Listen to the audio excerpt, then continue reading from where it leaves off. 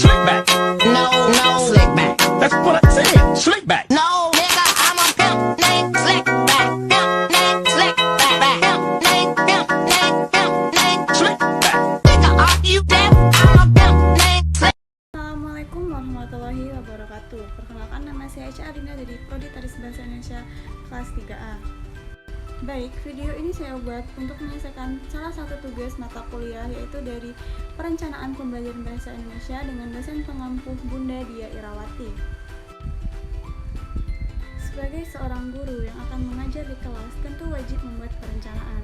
Salah satunya dengan memilih mode pembelajaran, metode pembelajaran, strategi pembelajaran, teknik pembelajaran, dan pendekatan pembelajaran yang tepat untuk digunakan dalam proses pembelajaran agar materi dan hasil pembelajaran dapat sesuai dengan tujuan dan capaian pembelajaran yang telah dirumuskan. Nah, di sini saya akan menjelaskan apa sih beda model, metode, strategi, teknik, dan pendekatan dalam belajar. Langsung aja simak video berikutnya. Nah, yang pertama adalah model pembelajaran. Model pembelajaran adalah sebuah bentuk pembelajaran yang tergambarkan dari awal sampai akhir pembelajaran yang harus dikemas secara khas oleh pendidik. Dengan kata lain, model pembelajaran adalah bingkai atau bungkus dari suatu pengaplikasian, suatu metode, pendekatan, dan teknik pembelajaran. Model pembelajaran adalah contoh pola atau struktur pembelajaran siswa yang didesain, diterapkan, dan dievaluasi secara sistematis dalam rangka mencapai tujuan pembelajaran. Nah, dalam model pembelajaran ini terdapat strategi pencapaian kompetensi siswa dengan pendekatan, metode, dan teknik pembelajaran. Yang kedua yaitu adalah metode pembelajaran. Metode pembelajaran adalah suatu prosedur, urutan, langkah-langkah, dan cara yang digunakan seorang guru dalam pencapaian tujuan pembelajaran. Metode adalah jabaran dari suatu pendekatan. Satu pendekatan bisa dijabarkan ke dalam berbagai metode pembelajaran. Metode pembelajaran bisa dikatakan sebuah cara yang digunakan dalam pengimplementasian rencana yang telah disusun dalam suatu kegiatan nyata untuk mencapai tujuan pembelajaran. Ada beberapa metode pembelajaran yang biasa digunakan untuk mengimplementasikan strategi pembelajaran, yaitu adalah pertama, metode ceramah, diskusi, simulasi, laboratorium, debat, dan lain sebagainya. Yang ketiga yaitu adalah strategi pembelajaran.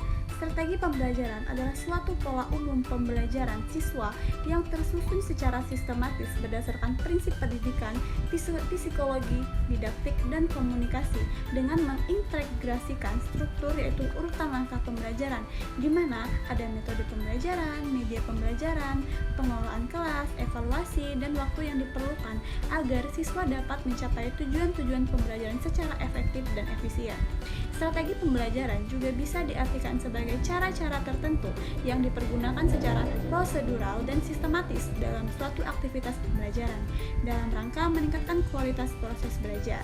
Nah, yang keempat yaitu adalah pendekatan pembelajaran. Pendekatan pembelajaran ialah suatu rangkaian tindakan yang terorganisir berdasarkan prinsip-prinsip tertentu, di mana ada filosofis, psikologis, didaktis, dan ekologis yang terarah secara sistematis pada tujuan yang ingin dicapai.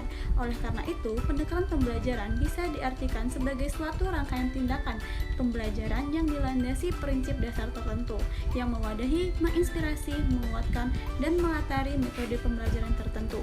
Dilihat dari jenisnya, pendekatan pembelajaran ini terbagi menjadi dua jenis. Yang pertama itu adalah pendekatan pembelajaran yang berorientasi pada siswa, dan yang kedua itu adalah pendekatan pembelajaran yang berorientasi pada pendidik. Nah, yang terakhir itu adalah teknik pembelajaran. Teknik pembelajaran ini ialah sebuah cara yang dilakukan seorang guru dalam mengimplementasikan metode pembelajaran secara spesifik. Contohnya penggunaan metode ceramah di sebuah kelas dengan jumlah siswa yang terbatas, tentunya secara teknis harus berbeda dengan penggunaan metode ceramah di kelas dengan jumlah siswa yang banyak. Teknik pembelajaran merupakan cara-cara konkret yang dipakai saat proses pembelajaran ini berlangsung. Nah, di sini saya akan menjelaskan cara atau contoh penerapan model, metode, strategi, pendekatan, dan teknik pembelajaran yang menurut saya cocok diterapkan dalam materi pembelajaran teks eksplanasi. Pertama, model yang cocok untuk materi teks eksplanasi menurut saya adalah model konstruktivis, di mana siswa didorong untuk membangun pemahaman mereka sendiri melalui eksplorasi dan refleksi. Yang kedua itu adalah metode yang tepat untuk materi teks eksplanasi ini adalah metode pembelajaran yang sistematis untuk membantu siswa memahami konsep atau proses yang dijelaskan. Ketiga, itu adalah strategi yang tepat dalam materi teks eksplanasi ini menurut saya yaitu adalah strategi pembelajaran berbasis proyek, di mana siswa diminta untuk membuat proyek atau presentasi yang menjelaskan konsep tertentu untuk memperdalam pemahaman mereka. Berikutnya, pendekatan yang tepat digunakan dalam materi teks eksplanasi ini adalah pendekatan konstruktivis, di mana pendekatan ini menekankan pada pembelajaran yang aktif dan juga siswa secara aktif terlibat dalam membangun pemahaman mereka sendiri melalui eksplorasi, refleksi, dan interaksi dengan materi. Terakhir, teknik yang tepat digunakan dalam materi teks eksplanasi ini menurut saya adalah teknik mind mapping, di mana teknik mind mapping ini membantu siswa membuat peta konsep atau mind map untuk memvisualisasikan hubungan antara ide dan menyusun informasi secara teratur. Oke, baik, sekian penjelasan saya mengenai metode, model, strategi, teknik, dan pendekatan dalam pembelajaran. Lebih dan kurang saya mohon maaf. Saya akhiri. Wassalamualaikum warahmatullahi wabarakatuh.